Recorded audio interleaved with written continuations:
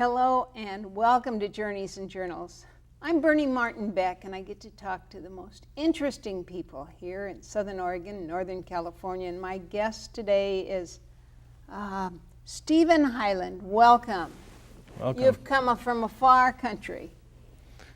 You have the uniform on of the U.S.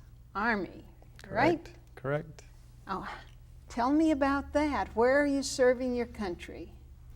I'm currently in Ansbach, Germany, and we have a small clinic, about 4 active duty doctors and 1 civilian, and serve about 6,000 active duty soldiers and their families. 6,000. Now, well, let's find out a little bit about how does a good Southern Oregon kid end up in Germany doing this.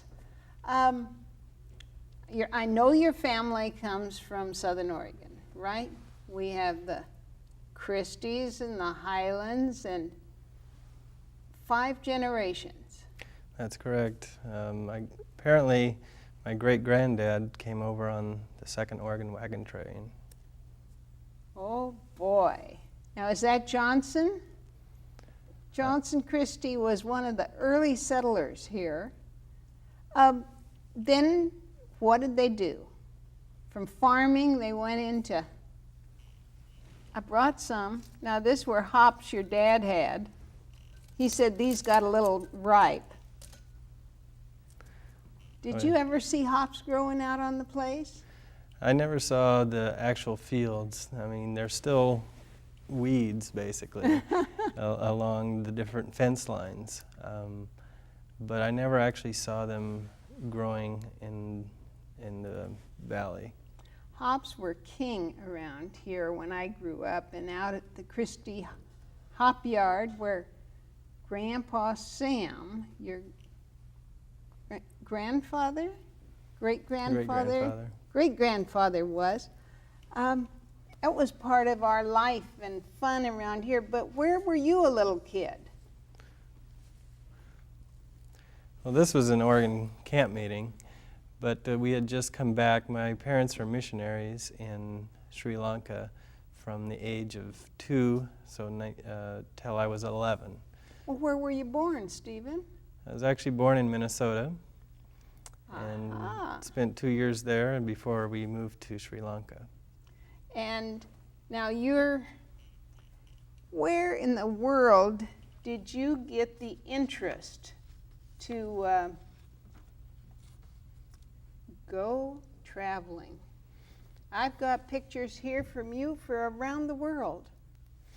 I guess because starting at a young age I was traveling, and so it became part of something that I've always been interested in. I like to see new places, go to new places, meet people, meet opportunities to eat different foods. So I enjoy traveling. Well, when Stephen was 2 years old, my mother gave a grand farewell when your folks were going to go to Sri Lanka. And I still think of Ceylon. That's the same country, isn't it? Correct. That was the country under British rule, and they changed their name for independence. Pearl down at the bottom of India. Mm-hmm. And Stephen's family was leaving. Stephen and his folks were leaving for there, and I happened to be in town. They gave a reception, a farewell. I'm sure we gave, cookies and punch and the whole thing. And then we went back to California and met them in Oakland. And there you were on this, what was it called, a freighter ship? I don't remember the name. But it was just a great big ship that had no guest rooms, would you say? And of course we had to go wave goodbye. So I didn't see you again for years, because you were doing what? Well, my parents were missionaries, and in that time you didn't come back for 3 years. So we were there in Sri Lanka for 3 years, and then you got a furlough, and so they came back usually for 2 months.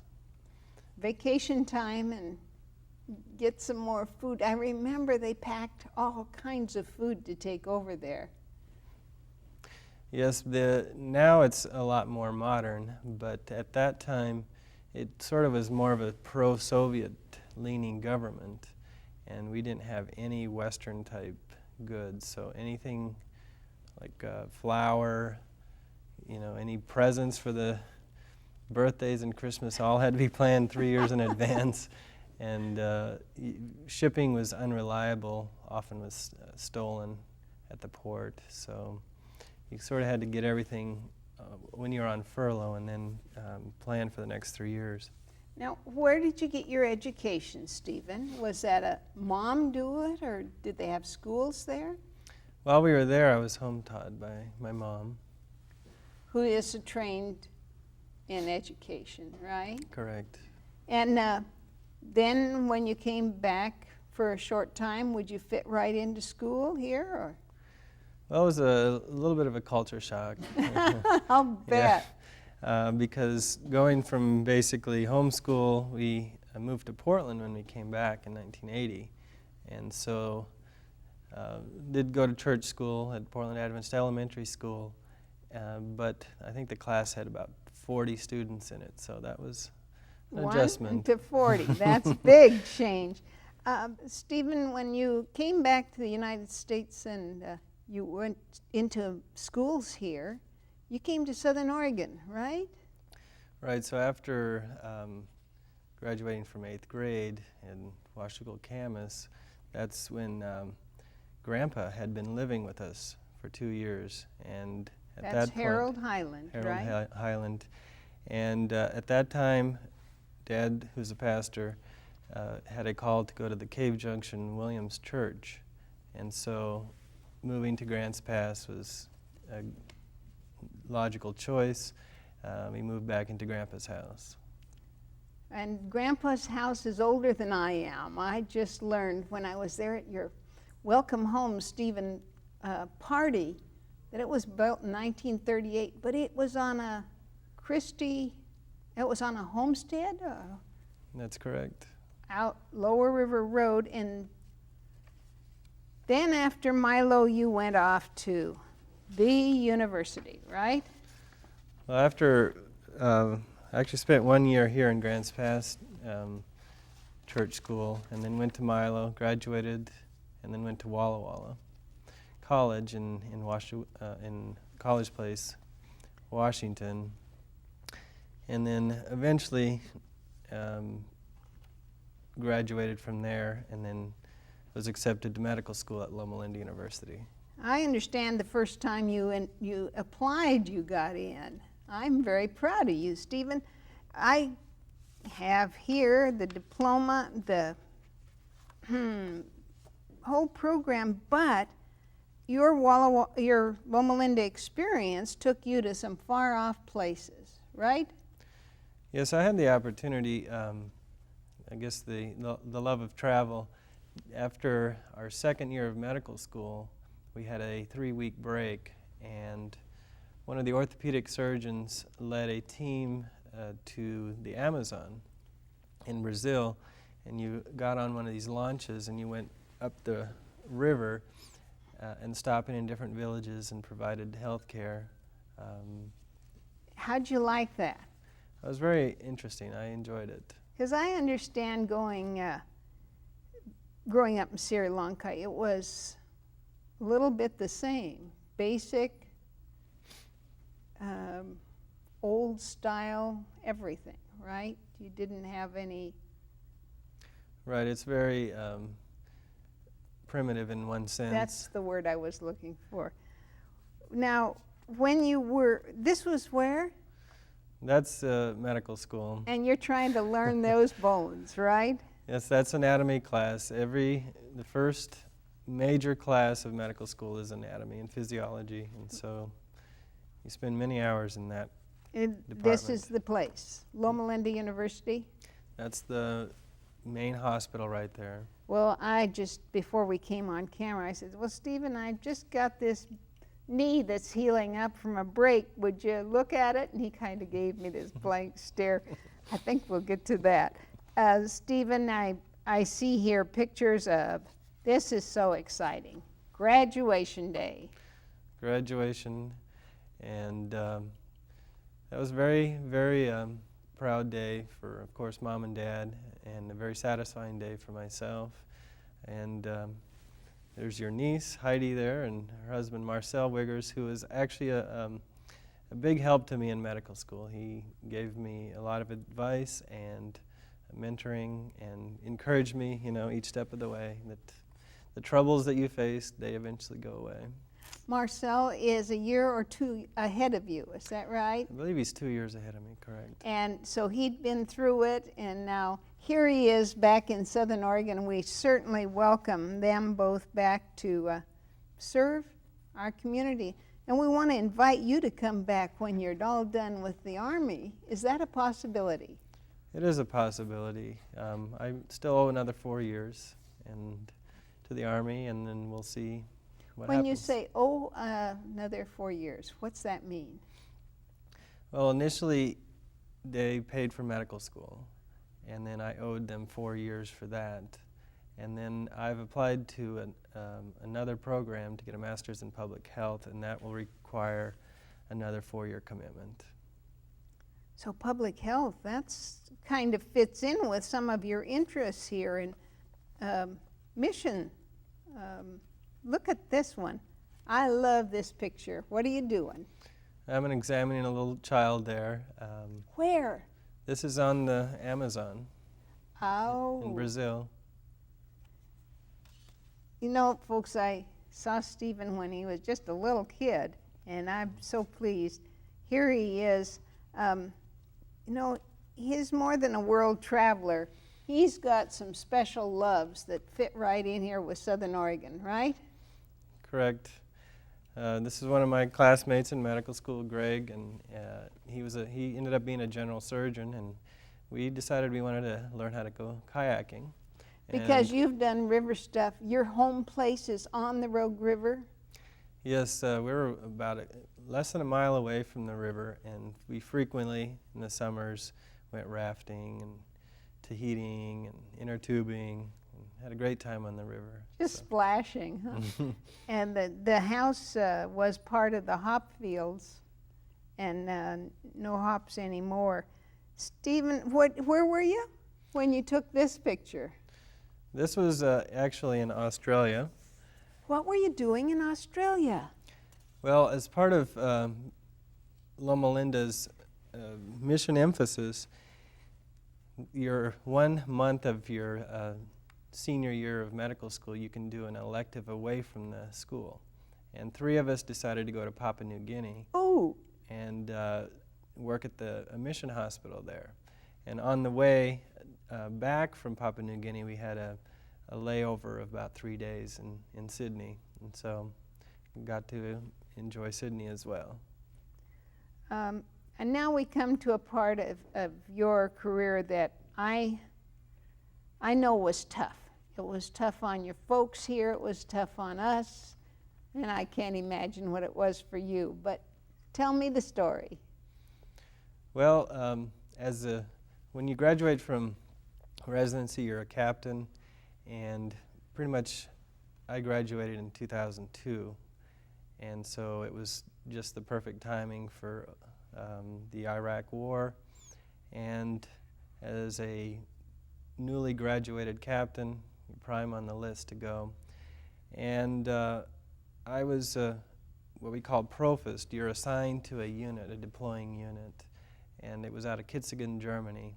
Echo Company 701st MSB, and we went to Iraq for a year, basically starting in February 2004 until 2005. I know a little bit about your time over there because I understand you were on a far out location and they didn't have a whole lot of fighting it sometimes, so you came up with some creative ways to spend your time.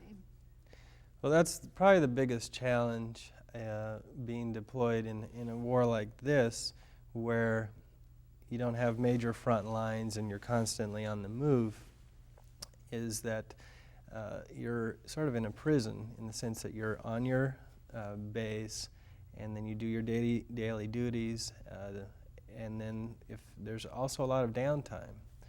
And so a lot of times you'd read, play games, come up with different things to entertain yourself. And this guy came up with the idea that he could be teaching stop smoking programs, right? Health programs. I mean, I'm so proud of you, because you could have been playing cards all that time. I did play some cards. Okay, well,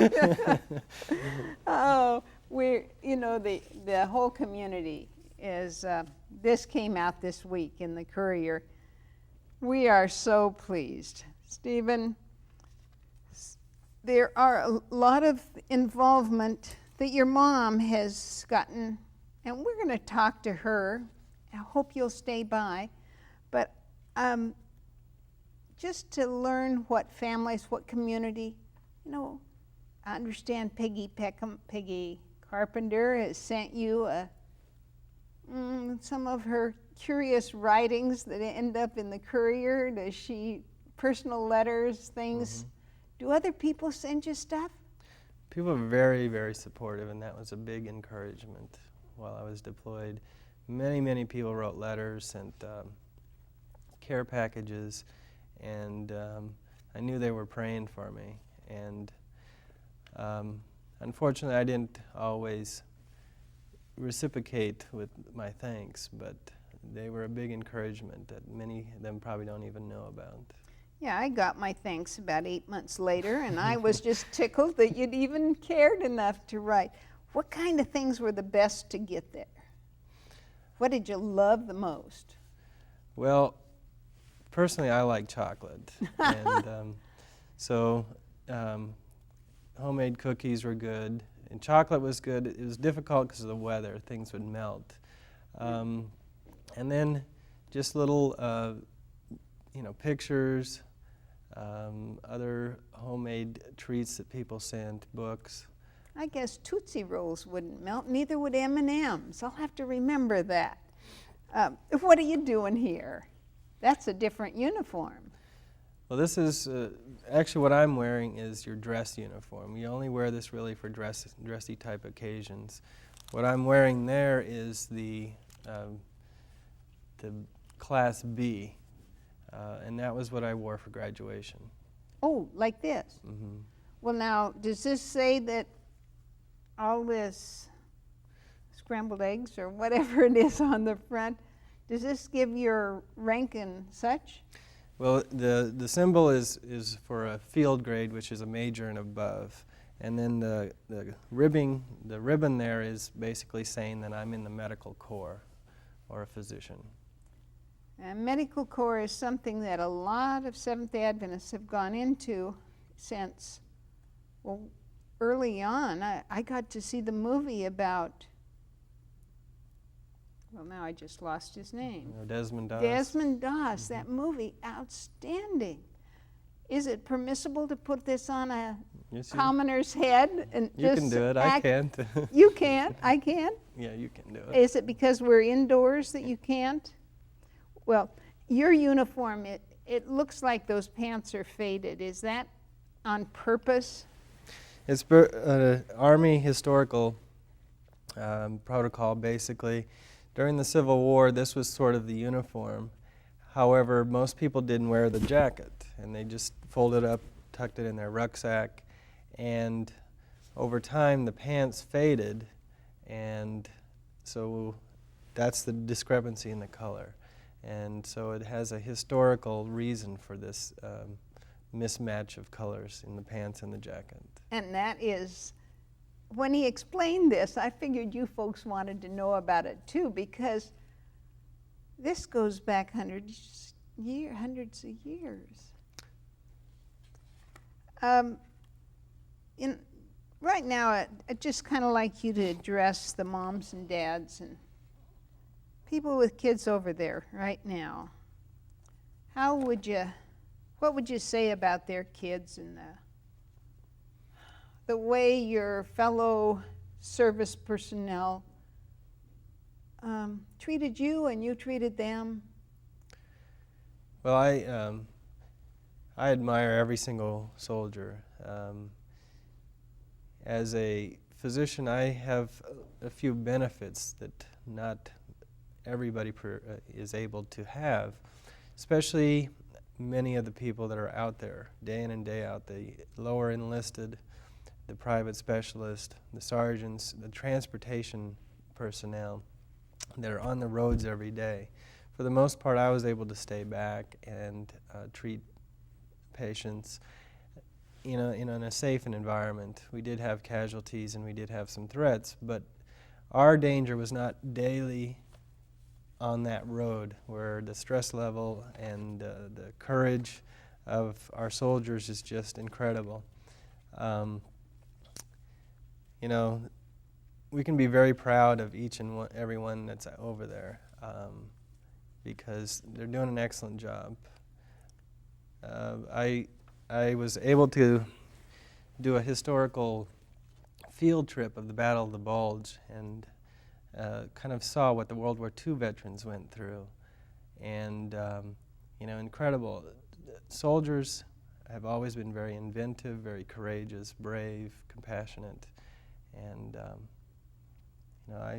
I say to each and everyone that has a son or daughter serving, or a husband or a wife, you can be proud of your relatives, the soldiers that are serving. And these are the people that are mighty proud of you, besides the extended family that we tell me about them. Well, that's Dad and Mom, and that picture was taken at graduation from my family practice residency. And they've always been a support, and recently I became the commander of our clinic for a short time, for 4 months, and it was the first time I realized that at a major turning point in my life, they were not there. And it just made me realize that every step along my life, they have always been there to support me. So next time you get to General or whatever you're going to next, we'll fly them over, huh? What is next in your career? Well, right now, I'm applying for a master's in public health, and I should know by January whether I get into that. Well, it looks like they've just assigned you to some pretty powerful stuff here. Right, the clinic commander left, and I was able to step in and take over the clinic for 4 months and make sure that we were able to deploy our soldiers this summer that are now currently in Iraq from the 12th Combat Aviation Brigade, and maintain our operations at the clinic in preparation of our new commander that's coming in. Well, just a little local history, folks. This is Stephen's grandma, Audrey Christie Hyland. Then I had a picture of her, your uncle here. This is Harold Hyland. He went off to war. Yes, he served in World War II in the Pacific, and actually was involved in the battle for Iwo Jima. There the two boys are. They're school pictures. Uncle. Yeah, it's Uncle Harold, and then Dad's on the... And Vern. These are high school pictures. But I just talked to, I call him Buddo, and his name is really Harold Jr. But I said, what was it like to leave? I said, did you graduate from Grants Pass High? And he said, no, the war was on. And so we went. I thought, no. Back then, they didn't wait till you graduated. You were on your way. He did end up with a GED and has gone on to great career up in the Roseburg area. And folks, I tell you, hop picking was king down here. And this family had employed just, I don't know, 100 or so migrant workers that were brought in by the U.S. government to save our crops. They were called braceros, and that's how I got so well acquainted. They taught us fun things, made us piñatas, and there's your dad. Just a whole fun family. Stephen, thank you for coming home safe. Thanks for coming on TV with me. And thanks for encouraging moms and dads. We're going to hear a little more from you and your mom about what we can do over here to help our service personnel. All right. I'm Bernie Martin Beck, and I get to talk to these fascinating people who've come back home, and God go with you. Thank you. Thanks for tuning in to Journeys and Journals.